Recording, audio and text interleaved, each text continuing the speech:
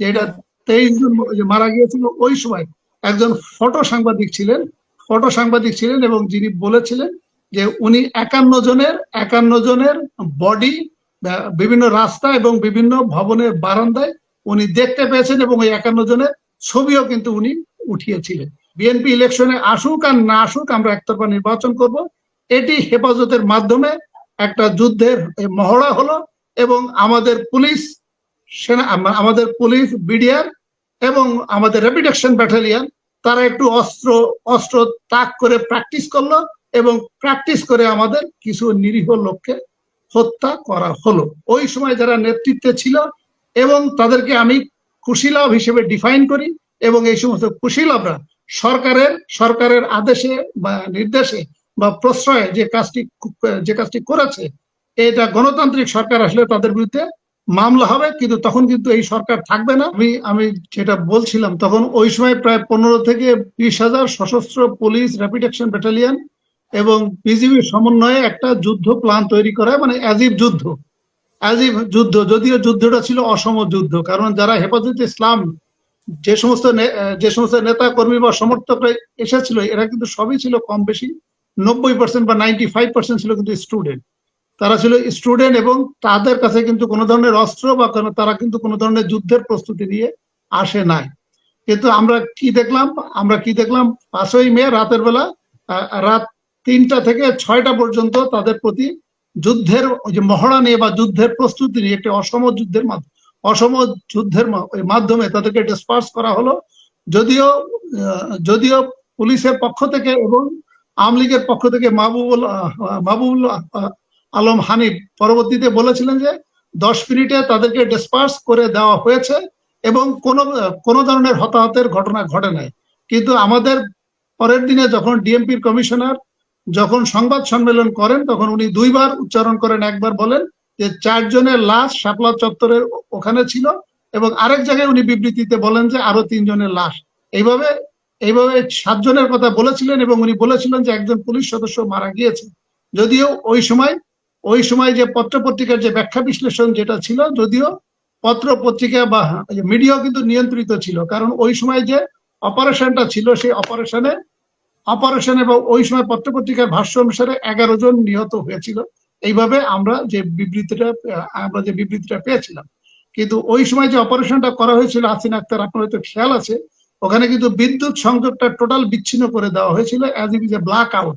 ঠিক আমাদের 1971 সালের 25শে মার্চ গভীর রাতে যেভাবে রাজারবাগ পুলিশ বাহিনী পাকিস্তানি জান্তা বাহিনী যেভাবে আক্রমণ করেছিল, ঠিক একইভাবে কিন্তু আমাদের এই হেফাজতে ইসলামের এই সমস্ত ছোট ছোট বাচ্চা বা স্টুডেন্ট যারা একটা ন্যায্য দাবি নিয়ে সরকারের কাছে এসেছিল একটা দাবি উত্থাপনের জন্য, কিন্তু সরকার ভীত সন্ত্রস্ত হয়ে সে ক্ষমতাচ্যুত হয়ে যেতে পারে, যেহেতু বিগত 4 বছরে তাদের যে সমস্ত অনিয়মগুলো ছিল এই অনিয়মের ভয়ে তারা এখানে ব্ল্যাক আউট করে দিয়েছিল। এবং আপনার হয়তো খেয়াল আছে, তখন কিন্তু আমার দেশ পত্রিকাও কিন্তু ওই দিন বন্ধ করে দেওয়া হয়েছিল এবং দিগন্ত টিভি এবং ইসলামিক টিভি তারা কিন্তু সরাসরি অপারেশনটা হচ্ছিল সেই অপারেশনটা তারা লাইভ ব্রডকাস্ট করছিল, সেটাও কিন্তু সরকারের পক্ষ থেকে বন্ধ করে দেওয়া হয়েছিল।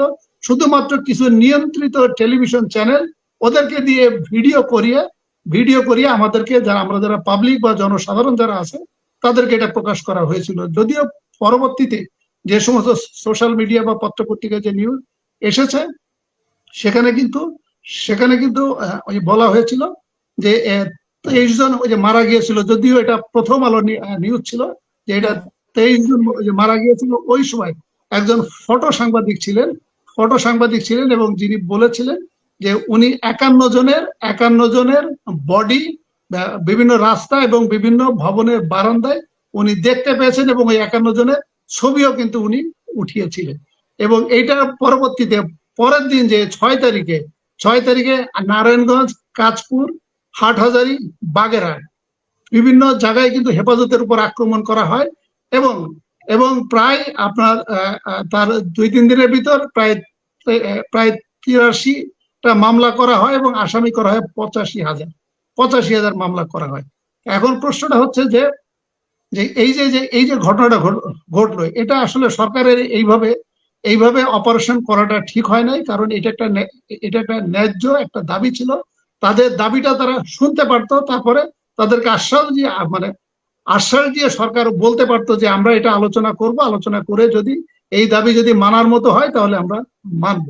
কিন্তু সরকার এর ইমিডিয়েট পরপর হাসিনা আক্তার, যেহেতু কেয়ারটেকার গভর্নমেন্ট নিয়ে যেহেতু এটা আন্দোলন হচ্ছিল এবং তার 6 মাস পরেই কিন্তু সরকারের মেয়াদ শেষ। সরকারের মেয়াদ মানে 2013 সালের 6 মাসও না, 2013 সালের সেপ্টেম্বরে তার মেয়াদ শেষ। তার মানে সময় ছিল মে, জুন, জুলাই, আগস্ট, সেপ্টেম্বর, মাত্র 5 মাস পরে সরকারের মেয়াদ শেষ। এই কারণে সরকার ভীত সন্ত্রস্ত হয়ে এটা একটা রিহার্সাল ছিল যে আমরা 2014 সালে 5ই জানুয়ারি বিএনপি ইলেকশনে আসুক আর না আসুক আমরা একতরফা নির্বাচন করব। এটি হেফাজতের মাধ্যমে একটা যুদ্ধের মহড়া হলো এবং আমাদের পুলিশ, বিডিআর এবং আমাদের র্যাপিড অ্যাকশন ব্যাটালিয়ন তারা একটু অস্ত্র তাক করে প্র্যাকটিস করলো এবং প্র্যাকটিস করে আমাদের কিছু নিরীহ লোককে হত্যা করা হলো। এটা আমার বক্তব্য না, এটি পত্র পত্রিকায় সোশ্যাল মিডিয়ার বক্তব্য। এবং পরবর্তীতে যে সমস্ত আন্তর্জাতিক সংগঠন, হিউম্যান রাইটস ওয়াচ সহ বিভিন্ন আন্তর্জাতিক সংগঠন, তারাও কিন্তু বিবৃতি দিয়েছিল এবং তারাও অনেকে বলেছিল যে এখানে যারা মারা গিয়েছে এই অপারেশনে এই সংখ্যাটা 100-র উপরে হতে পারে। আপনার হয়তো খেয়াল আছে হাসিনা আক্তার, আপনার 6 তারিখে হেফাজতে ইসলামের পক্ষ থেকে যে বিবৃতি দেওয়া হয়েছিল সেই বিবৃতিতে তারা প্রথমে বলেছিল যে তাদের 2000 নেতা কর্মী এবং স্টুডেন্টদেরকে হত্যা করা হয়েছে। এর একদিন পরে যে তারা বলেছিল 3000কে হত্যা করা হয়েছে। এবং বিএনপির পক্ষ থেকেও কিন্তু একটা সংবাদ সম্মেলন করা হয়েছিল এবং বিএনপির পক্ষ থেকেও কিন্তু বলা হয়েছিল যে 1000 নেতা কর্মী এবং ছাত্রদেরকে হত্যা করা হয়েছে। বাট সংখ্যাটা যেটাই হোক শেষ করবেন। কেউ বলছে 3000, কেউ বলছে 2000, কেউ বলছে 1000।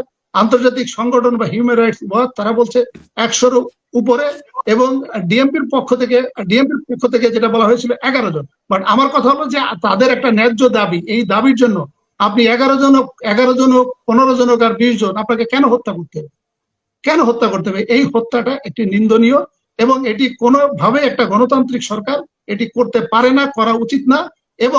এবং এই সরকার যে কাজটি করেছে, এবং আমি মনে করি গণতান্ত্রিক সরকার আসলে যারা এর সাথে জড়িত ছিল, র্যাপিড অ্যাকশন ব্যাটালিয়ন, ডিএমপি এবং বিজিবি যে সমস্ত কর্মকর্তারা এটা নেতৃত্ব দিয়েছে, এটি কিন্তু ঠান্ডা মাথায় এই কাজগুলো করা হয়েছে এবং এটি কিন্তু প্রকারান্তরে কিন্তু একটা খুন বলেও গণ্য করা যায়। কারণ আপনি যদি পুলিশ বা র্যাপিড অ্যাকশন ব্যাটালিয়ন আপনি আইন শৃঙ্খলা নিয়ন্ত্রণ করতে যে যদি খুনের ঘটনা ঘটে, সেখানে কিন্তু আইনে বিধান কিন্তু উল্লেখ করা আছে।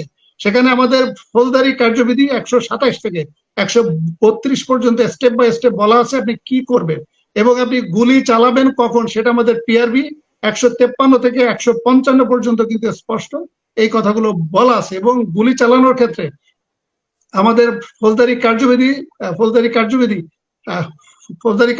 46 ধারায় ওখানে কিন্তু বলা হচ্ছে যে আপনি গুলি চালালে আপনাকে মিনিমাম ফোর্স অ্যাপ্লাই করতে হবে।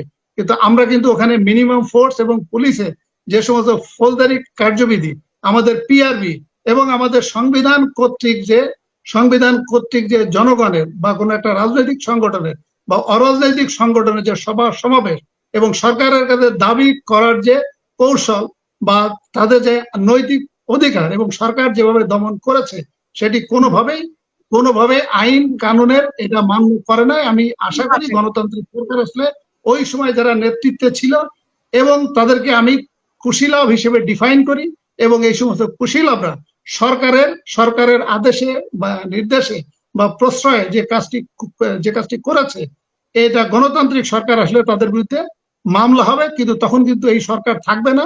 আলটিমেটলি ক্রিমিনাল অপরাধ আপনি করেছেন, প্রকারান্তরে আপনি সভা সমাবেশ দমনের নামে এই কাজগুলো আমি মনে করি একটা পরিকল্পিত হত্যাকাণ্ড হয়েছে। ধন্যবাদ।